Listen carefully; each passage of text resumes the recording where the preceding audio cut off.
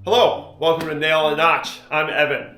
In this video series, we're talking about installing the slop sink. Today, we're going to talk about design. We're going to talk about what it takes before any of this gets installed. Let's get going.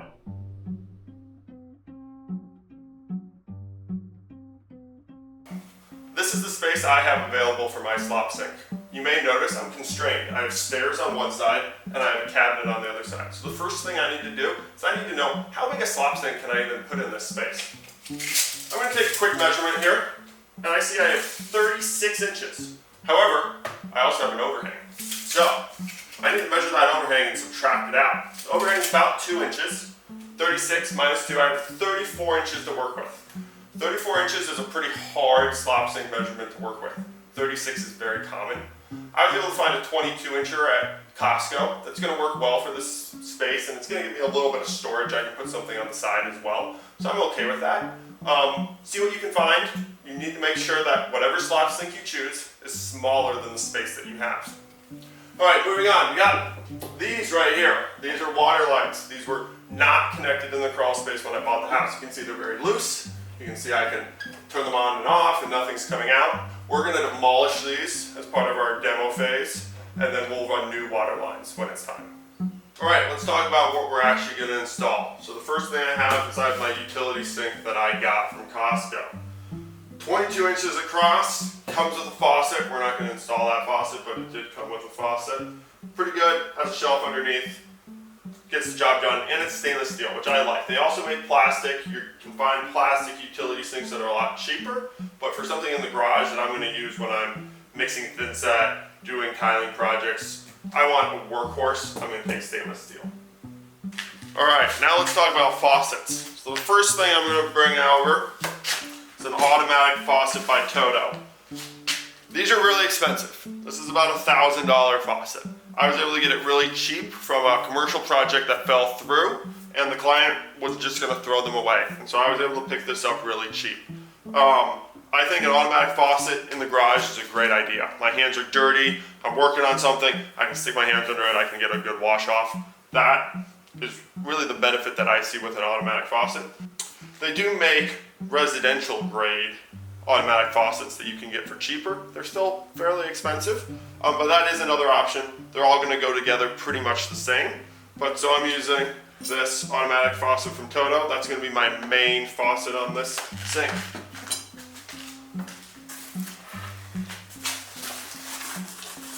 The automatic faucet comes with a control box. This control box is going to sit below the faucet, and this is the brains. This has the battery, this uses the sensor, it opens up the little valve. This also will come with whatever automatic faucet you buy. And actually I'm gonna rephrase there. This sometimes comes with the automatic faucet you buy. This sometimes you have to buy separately. So just watch, if you do put in an automatic faucet, make sure the control box either comes with it or you buy it as an add-on. The second faucet that I'm going to install is a commercial washdown. This is for like a commercial kitchen sink. Once again, I got it off the same project that fell through and they were just going to throw it away. So I got it very cheap. Once again, this is an expensive faucet. It is a commercial grade. It's very hard. There's no plastic, anything like that. I mean, that's a lie. That little piece is plastic, but it's a good high quality washdown. And so that is why I am using it for this project. Couple things to note. It's big and it's heavy, so we're going to have to make sure it's supported well. On the back here, this is wall mounted. These go into the wall, they do not go onto my sink. So that's going to give us some stuff to play with. When we're in the wall, we're going to have to add supports. We're going to have to add all of our water connections in the wall itself. But the finished product should be extremely clean. As you can see, this has hot and cold. It has this big, filling up a bucket faucet, and then has this big washdown faucet. So, on our project today, we're going to install the actual sink itself, that utility sink.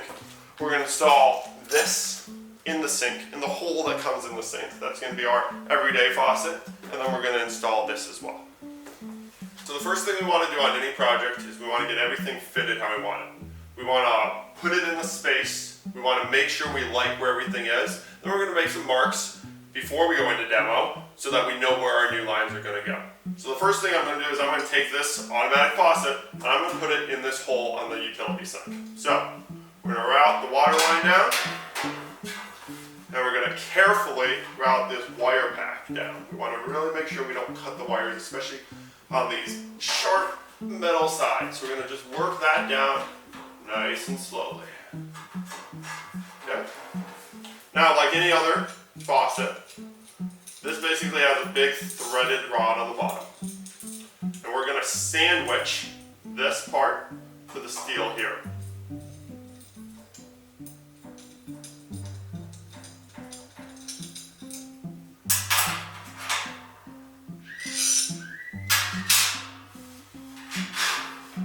So we're going to go ahead and get that pretty much where I want it. And then on the underside here, we're going to go ahead and connect that back up. Now we're looking at the bottom of the faucet. This is the metal rod that comes through. I have this piece here. This is what's actually providing the clamping force. So I'm going to put that on. I'm going to really make sure that it's not crushing any of the wires. Okay? Next, I'm going to put my lock washer on. And lastly, I got to thread this long piece back on. So we're going to pull that all the way up here. Alright, now before I get this fully as tight as I can, I want to make sure this is straight. Once I put this on here, I probably don't need to take it off again. So I'm going to make sure around the outside I don't have any holes showing. I want to make sure that's perfectly straight. And now I'm going to really crank down on it here and get it nice and tight. I have a wrench here. I don't want to make it too tight, but I want to make it snugger than my fingers can do it. So we're just going to put a couple twists in there, get it nice and tight. There, that's not moving. That's step one. Alright, next thing I need to decide where it goes is this big behemoth of a faucet. So, things that I'm looking for. I don't want it to impede the use of this automatic faucet. Okay? I also want my sink to be all the way back against the wall. From a use standpoint, there's really no issue if that's further up and, like, let's say this section here was back behind.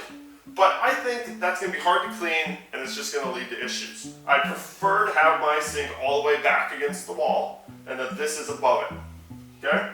Since I have this automatic faucet, I need to have this be mounted either on the right or the left. I don't want it directly behind because then I can't access this. Everything's just kind of in the way. Okay? I'm going to store a ladder here. That's the plan. So I need to mount this on the right-hand side. Let's go ahead and try to dry fit it here. So if I place this like this, I have this. This does hit this shelf above, but it's not bad. It's not bad at all. And this can basically reach all sides of my slop sink. It actually works pretty well. Now I need to see, can I use all my levers though? This lever works. Uh-oh, this lever, I'm hitting the cabinet a little bit there. So let's go ahead and move this over here. Okay, move it over a little bit. I still got space. This moves. I can use both my handles. That works pretty well. However, if I swing this all the way to the side, the water line is going to hit mostly outside of my tub, which I think could lead to a lot of water on the floor. So instead, I'm going to actually pull this over to the side. Okay? From here, I can still get some water on the floor, but it won't be the majority of it. I have a good lever here. I can use everything. I have a little bit of space between my automatic faucet and this faucet. I think that is a really good setup. Alright, I have everything where I need it. Automatic faucet, straight. Slop sink all the way against the back with good space on either side, and I've figured out where I want this washdown, we'll call this our washdown faucet, located. Next thing I need to do is I need to mark all those spaces. Okay? So I'm going to mark the side here next to the sink. That way I know exactly where this is going to sit. Then I'm going to mark the center line of both of my faucet holes. Now I know where that's going to go. Now I can start looking at demoing, making measurements off of those, and moving on to the next step. Alright, welcome to my crawl space. As you can tell, It's a pretty nice crawl space. It's a little messy. There's some stuff in it. So, first thing we want to talk about, let's talk about the plumbing piping. You can see this copper line here. These are the copper lines serving those hose bibs that we saw before. You can see they're cut here, okay? Now we're gonna look at, these are my hot and cold water lines, okay? You can see that I actually added 1/2-inch T's here because I knew this project was happening, because I recently replaced all the plumbing in my house. These are PEX lines. They're made out of plastic. We're gonna talk about pros and cons of copper versus plastic. But for right now, these are PEX lines. This is where they start. That's where they're eventually gonna go. We'll have to demo up that wall a little ways. All right, now let's talk about waste lines. We know that we have a waste line that's gonna come down either on this bay or on this bay, depending on exactly how everything fits up there, okay? A waste line needs to come down flat, and then it needs to have a vent that comes off the top of it, and then it can drop into any other waste line, okay? So, first thing we need to look at is what are the waste lines that are gonna be easiest to tie this into, and then we need to find a vent line that we can tie it into as well. Looking at this, the top of my brick wall is right here. I have some space here. You can kind of see behind the plastic. This is where I'm gonna come out. There's gyp wall board on the other side of this. This is higher up. This is a beam up here. I don't want to come through my beam. I want to come through the gyp wall board above my brick. Okay, so we're going to come out over here in either of these joist bays. Where can I tie this in? I have two options. I can really tie it in easily. First, this line. This is a 3-inch waste line that serves my toilet in our master bathroom. Okay, this would be an easy line to tie into, but unfortunately, it also carries human waste and is pretty big. That would be the downside of tying waste into this line, is do I really want to deal with a line that carries human waste? Another option I have is this line. This line goes all the way up, and this serves my shower in my master bathroom as well as my sink. So it's not carrying human waste. It's a 2-inch line, has plenty of capacity. That would be another option. The other thing we need to talk about when we talk about waste lines is venting. The way a waste line works is I come straight out, I pop a vent off the top, and then I can drop my waste line down, okay? So when I'm coming out here, I'm gonna have to come out straight here, either tie in here or down here. But before I do that, I have to pull a vent line off. And I only have one vent that I can tie into in this crawl space. And so if we come over here, this right here is the vent line off my floor drain in my garage. We need to, I don't want to demo walls to get to another vent. This is the vent line that I'm going to tap off of. So I will tap off at the top here. We'll run a vent line across all the way up here, and it's going to tie into the top of my waste line, whichever side it's in.